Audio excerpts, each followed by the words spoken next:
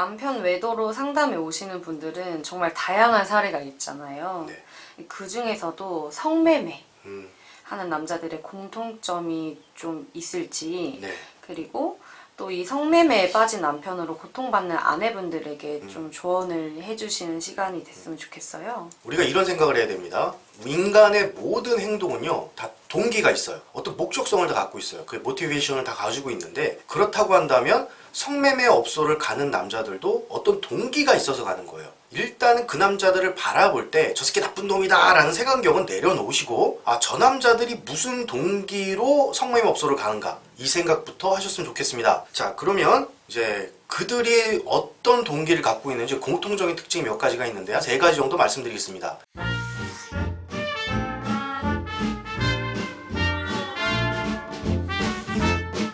첫 번째 특징이 뭐냐면요, 놀고 싶어서 그래요.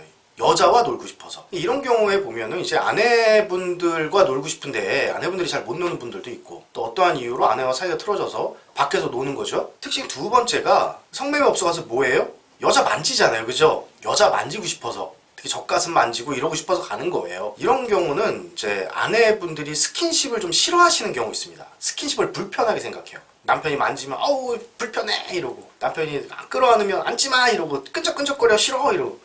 예, 성격이 좀 그런 분들이 있거든요. 되게 고집 세시고 깔끔 떠시고, 예, 이런 분들 같은 경우에 막 청결 굉장히 중요하게 생각하시고, 그런 분들 같은 경우 스킨십 좀 불편하게 생각하세요. 특징 세 번째는 뭐냐면요, 대화하고 싶어서요. 그 아내분들이 성매매 업소에 간 남편들을 붙잡고 얘기하는 거예요. 너 가서 섹스했지? 이러면 아니야, 대화만 하고 왔어 막 얘기하는데, 그 사실입니다. 일부 사실이에요. 물론 이제 그 성관계 행위를 모면하기 위해서 그렇게 둘러대는 걸 수도 있지만, 실제 대화를 하려고 성매매 업소에 가는 남성들도 있습니다. 이런 경우라면 이제 아내분들이 이제 성격상 누군가의 이야기를 잘 들어주지 못하는 분이라거나, 또는 남편을 잘 이해하지 못하는 분, 그러니까 색안경이 좀 강하신 분들이죠. 오해가 있으신 분들, 남자를 잘 이해를 못하거나 인간의 심리를 잘 이해를 못하거나, 또는 남편 개인을 잘 이해하지 못하는 분, 이런 분들일 수도 있다. 물론 제가 지금 특징 말씀드린 것들이 아내분의 잘못 때문에 남편들이 유흥업소에 갔다, 성매매 업소에 갔다는 아닙니다. 그런데 궁합이 이렇게 틀어지면은 이 남자들이 갈 확률이 높아진다예요. 다시 말씀드려요. 아내분들이 잘못해서 이 남자들이 성매매 업소를 찾았다가 아니라, 이렇게 궁합이 안 맞아서예요. 궁합이 안 맞아서. 이건 누구의 잘못도 아니에요. 내 성격과 그 사람의 성격의 궁합이 안 맞아서 발생하기 때문에 누구의 잘못도 아니라는 점 제가 꼭 말씀드리고요. 앞서 특징 3가지 말씀드렸죠. 여자와 놀고 싶어서, 여자 만지고 싶어서, 그리고 여자랑 얘기하고 싶어서, 이렇게 3가지 말씀드렸어요. 자, 근데 이 3가지를 종합하면요, 공통적으로 어떤 동기가 있냐면, 사는 게 힘들어서. 이들 다 사는 걸 힘들어합니다. 실제 유흥업소에 중독이 돼서 저한테 상담을 받으러 오신 남성분들이 있어요. 개인적으로 와요. 왜 오시냐면 비용을 너무 많이 지불해. 뭐 한 달에 유흥업소에다 쓰는 돈이 막 뭐 한 달에 500 버는데 뭐 600을 쓰는 거야.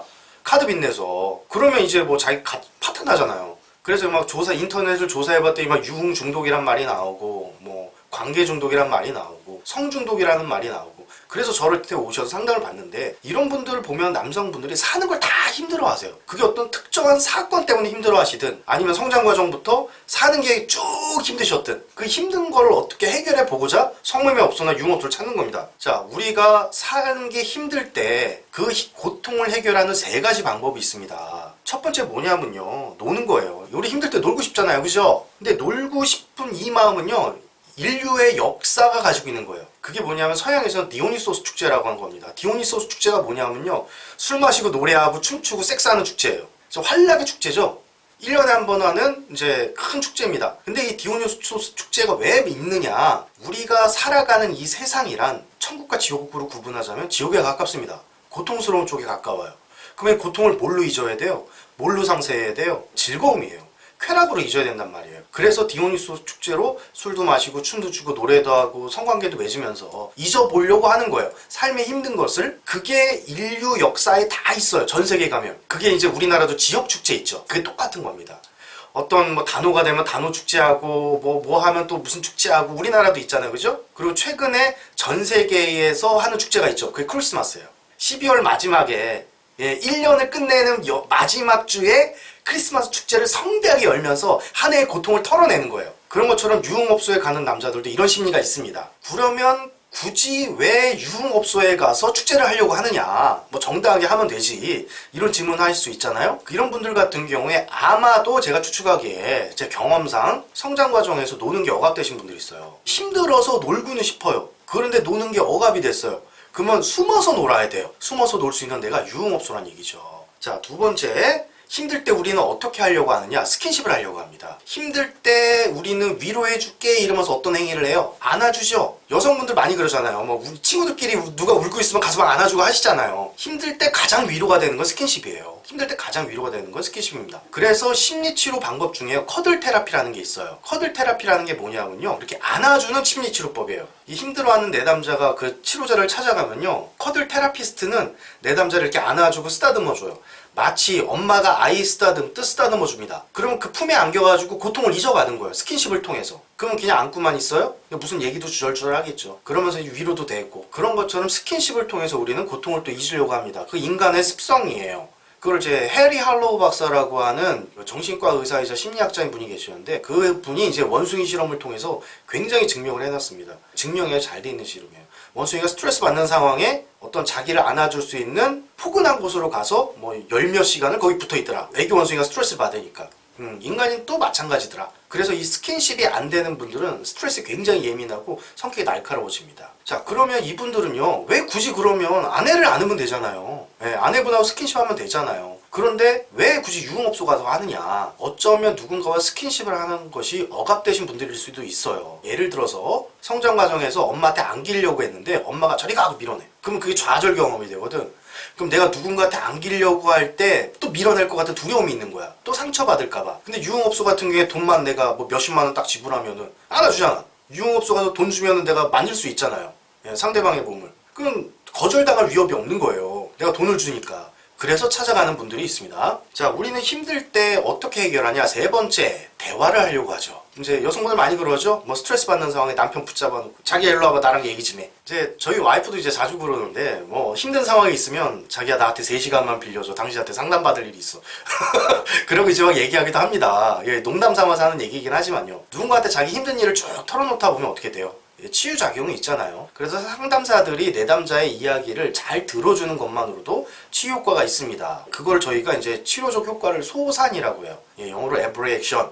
예, 우리나라 말로 한풀이 이렇게 되는 거죠. 다들 경험 있으시잖아요. 뭐 시어머니한테 스트레스 받았는데 전화 붙잡고 친구한테 시어머니 욕 실컷 하면은 속이 개운해지더라. 마치 이런 거죠. 그 남자들도 그렇게 하고 싶은 거예요. 어디 가서? 유흥업소 가서. 자, 그러면 왜 굳이 유흥업소를 갈까? 유흥업소 가서 남자 만난 거 아니겠죠? 여자 만났겠죠? 힘들 때 사람들은요, 누구와 대화를 하고 싶을까요? 남자와 대화하고 싶을까요? 여자와 대화하고 싶을까요? 여자와 대화하고 싶습니다. 사회심리학자들이 그 검증을 해냈어요. 사회심리학자들이 연구를 해보니까 사람들은 힘들 때 공통적으로 여성을 찾더라. 자, 그런데 만약에 내가 누군가한테 이렇게 하소연을 하다가 좌절을 크게 받은 경험이 있어. 어릴 때 엄마한테 한풀이를 했다든가 아빠한테 무슨 얘기를 했는데 그런 얘기 하지 마!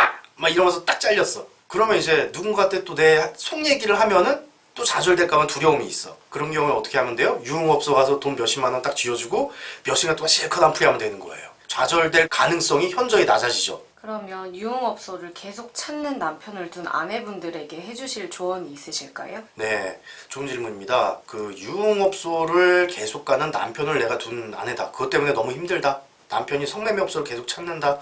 남편이 뭐 룸사롱을 계속 간다. 이것 때문에 너무너무 힘들다. 라고 하시는 아내분들은요, 아마 이런 생각을 하실 수도 있어요. 저 남자가 성매매업소만 안 가면은 나는 괜찮을 거야. 이 생각은 버리셔야 됩니다. 왜냐하면요, 유흥업소라든가 성매매업소를 계속 찾는 사람들은요, 공통적으로 기댈 데가 없어요. 저한테 내담자분들이 이렇게 오셔가지고 자기 속 얘기를 하시면서 제가 유흥업소를 자주 갑니다. 막 이런 얘기를 해요. 그럼 제가 딱 어떤 질문 드리냐면 기댈 데 있으세요? 이러면 아니요 라고 해요. 그분들이 기혼 남성인데도 불구하고 내 아내한테는 제가 기대지 못하겠습니다. 너무 예민해요. 너무 날카롭고요. 제가 무슨 말만 하면 화를 내요. 이렇게 되면 이제 자기가 기댈 곳이 없는 거예요. 그럼 가면 안 되는 줄 알면서도 어쩔 수 없이 또 발걸음이 글로 향하는 거죠. 그러다가 이제 저한테까지 오시는 거고요. 그래서 이왕이면요, 남편분의 기댈 곳이 되어주시기 바랍니다. 남편분을 안아줄 수 있는 분이 되셨으면 좋겠어요. 그거 언제든지 할 수 있잖아요. 그죠? 남편 혼내는 거 얼마든지 할 수 있습니다. 이혼하는 거요 10년 뒤에 할 수도 있고요 20년 뒤에 할 수도 있어요. 하지만 그런 생각들 잠시 내려놓으시고 남편하고 이혼해야지라는 생각, 남편 힘들게 해야지라는 생각, 저 사람 어떻게 복수해야지 이런 생각들, 그런 생각 잠시 내려놓으시고 한 번쯤은 남편분의 기댈 곳이 되어주시는 것 어떻겠습니까? 네, 오늘도 좋은 얘기 해주셔서 감사합니다. 네, 감사합니다.